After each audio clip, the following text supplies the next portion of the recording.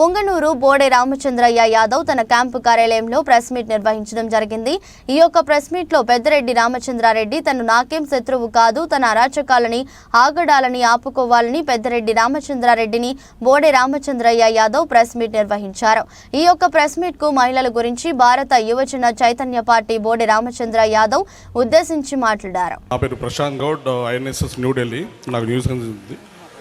So మళ్ళీ same ఈ క్వశ్చన్కే నేను ఎక్స్టెన్షన్ అడుగుతున్నాను.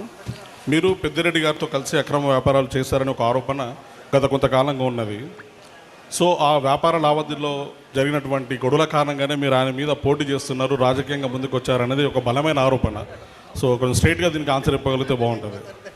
పెద్దిరెడ్డి రామచంద్రారెడ్డి అనే వ్యక్తితో కనీసం నాకు పరిచయం కూడా లేదు అంటున్నప్పుడు ఇలాంటి ఆధారాలు లేని ఆరోపణలు చేస్తుంటే నేను ఏం ఆన్సర్ చెప్పగలనన్నా?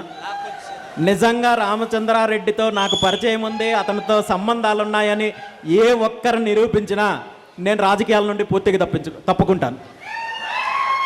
ఇవి కేవలము నన్ను నేరుగా రాజకీయంగా ఎదుర్కొనే దమ్ము లేక కొంతమంది చేతగాని దద్దమ్మలు చేస్తున్న ఆరోపణలు తప్ప ఇందులో ఎటువంటి వాస్తవం లేదు. నాకు ఏ నాయకుడితో కానీ ఏ పార్టీతో కానీ సంబంధాలు లేవు. నిజంగా అలా ఉన్నట్లయితే నిరూపించి మాట్లాడాలి, దాన్ని ఆధారాలతో మాట్లాడాలి తప్ప అనవసరమైన ఆరోపణలు చేస్తూ పోతుంటే దానికి నేను ఇప్పటికే చాలాసార్లు వివరణ ఇవ్వడం జరిగింది.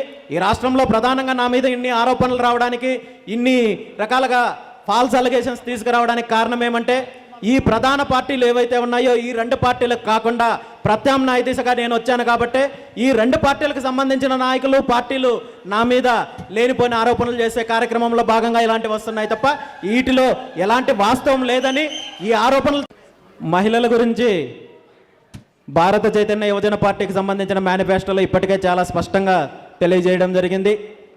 మహిళా సాధికారిత అంటూ మహిళల రక్షణ కోసం చట్టాలని, మహిళల కోసం పథకాలని ఇప్పుడున్న ప్రభుత్వాలు కావచ్చు పార్టీలు కావచ్చు అనేక రకంగా మాట్లాడుతున్నారు తప్ప నిజమైన మహిళా సాధికారిత అనేది చట్టాలు తీసుకురావడం వల్ల కావచ్చు పథకాల వల్ల కావచ్చు రాదు అనేది మా ఉద్దేశము.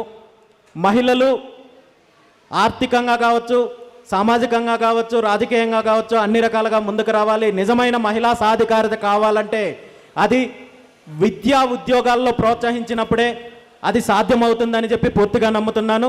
అందులో భాగంగానే బీసీ యువజన పార్టీ మేనిఫెస్టోలో చాలా స్పష్టంగా తెలియజేయడం జరిగింది.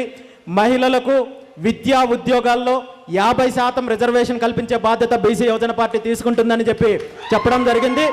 అలా విద్యారంగంలో అదేవిధంగా ఉద్యోగాల్లో రిజర్వేషన్లు కల్పించినప్పుడు మాత్రమే నిజమైన మహిళా సాధికారత వస్తుందనేది మేము నమ్ముతున్నాం. Thank you.